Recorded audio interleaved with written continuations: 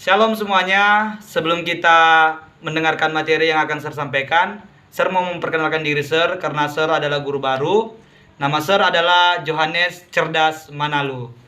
Nah, nanti kita kenalan lebih dekat lagi kalau COVID-nya sudah berlalu. Jadi, Sir harap murid-murid Sir semuanya berdoa biar COVID ini cepat berlalu. Oke, kita masuk kepada materi kita buat kelas 10. Yang pertama kita bahas tentang bertumbuh dan berhikmat.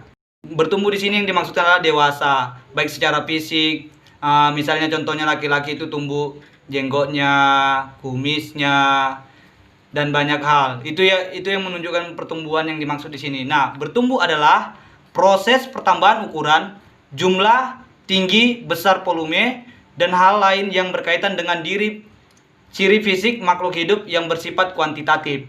Nah, kalau berhikmat adalah pemberian Tuhan kepada kita manusia. Hikmat itu datang dari Tuhan, sehingga apa yang dilakukan orang tersebut sesuai dengan kehendak Tuhan.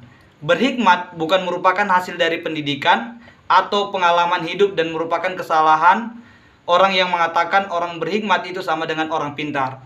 Nah, jadi hikmat itu kita peroleh hanya dari sang pemilik hikmat, yaitu Tuhan. Jadi kita harus terhubung dengan Tuhan, itu hikmat. Kemudian kita akan masuk kepada tumbuh secara fisik dan emosional. Nah, anak-anak Sir mungkin pernah merasakan di masa-masa remajanya itu emosinya terlalu bergejolak, pengen marah terus ketika terlalu agresif. Nah, kita akan bahas itu. Nah, pertumbuhan secara fisik pada pria seperti ini. Kita lihat slide ini. Nah, inilah pertumbuhan secara fisik pada pria. Kemudian pada wanita, nah ini dia. Kemudian kita akan masuk kepada materi kita, yaitu menurut Kartono pertumbuhan adalah perubahan secara fisiologis sebagai hasil dari proses pematangan fungsi-fungsi fisik yang berlangsung normal pada diri anak yang sehat dalam peredaran waktu tertentu.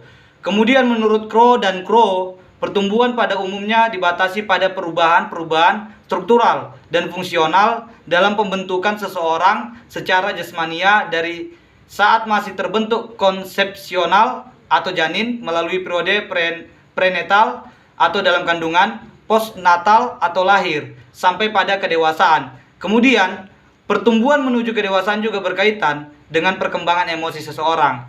Nah, emosi merupakan luapan perasaan yang berkembang dan surut dalam waktu yang singkat. Nah, Sir mau katakan gini, ketika seseorang memiliki kedewasaan dalam emosi, mengendalikan emosinya, nah kesuksesan itu akan menghampiri dirinya. Nah, kita lihat slide ini, kenali emosi Anda, kesuksesan di tangan Anda. Nah, kita kenali emosi kita, maka kesuksesan akan datang kepada diri kita.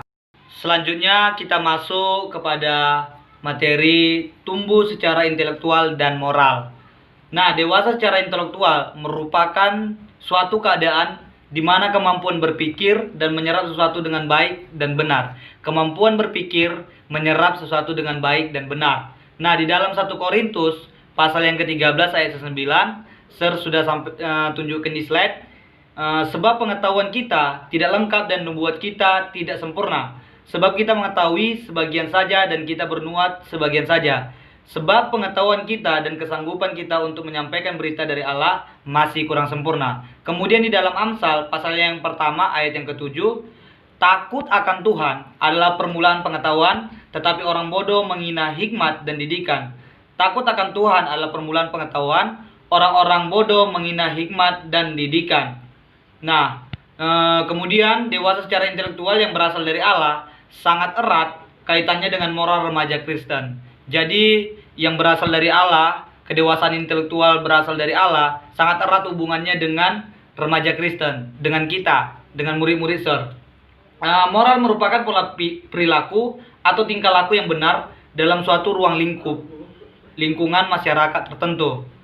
Seseorang akan dikatakan bermoral tinggi ketika ia senantiasa menunjukkan perilaku yang sesuai dengan norma yang diharapkan oleh lingkungannya. Nah, ketika dia berada di masyarakat, di kalangan ramai, dia harus menunjukkan bahwasanya dia memiliki moral yang tinggi. Itu akan kelihatan perilakunya, normanya bagaimana. Nah, serharap murid-murid Sir menjadi orang yang memiliki perilaku yang baik, menjaga norma-norma yang baik. Ini dia contoh moral yang kita lihat. Ada seorang remaja yang lewat kemudian menyapa nenek-nenek. Permisi ya, Nek. Oke, Nak, hati-hati.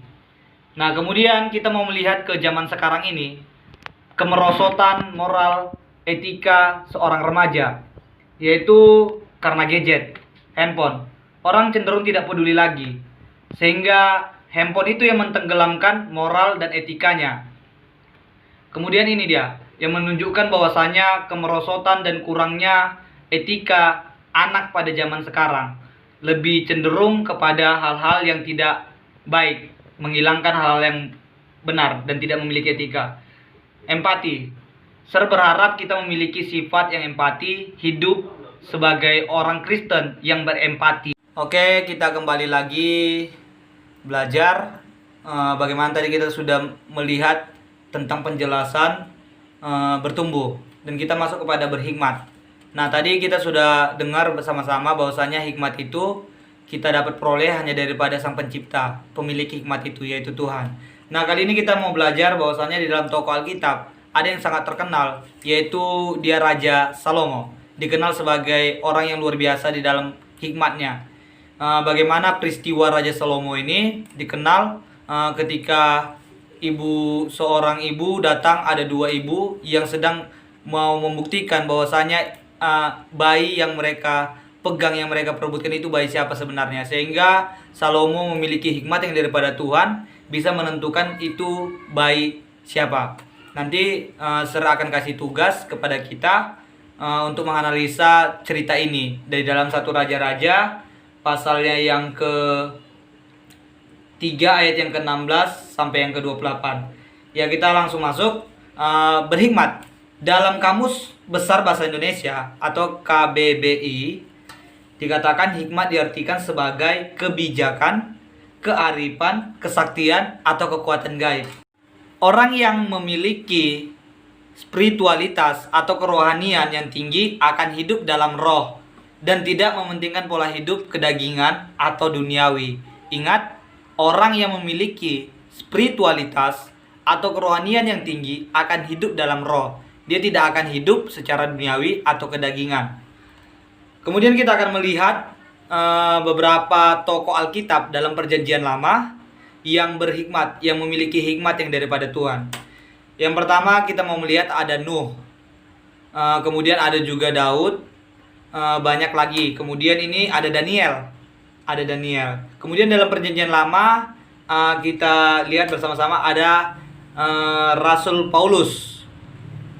Kemudian ada Tuhan Yesus. Nah, dari tokoh-tokoh ini semua kita bisa belajar bahwasanya mereka hidup sebagaimana dipimpin oleh Roh, sehingga mereka dikategorikan sebagai orang yang berhikmat. Ser berharap murid-murid Ser sebagai agama Kristen memiliki hikmat yang daripada Tuhan dengan cara hidup sesuai dengan kehendak Tuhan. Shalom, Tuhan Yesus memberkati.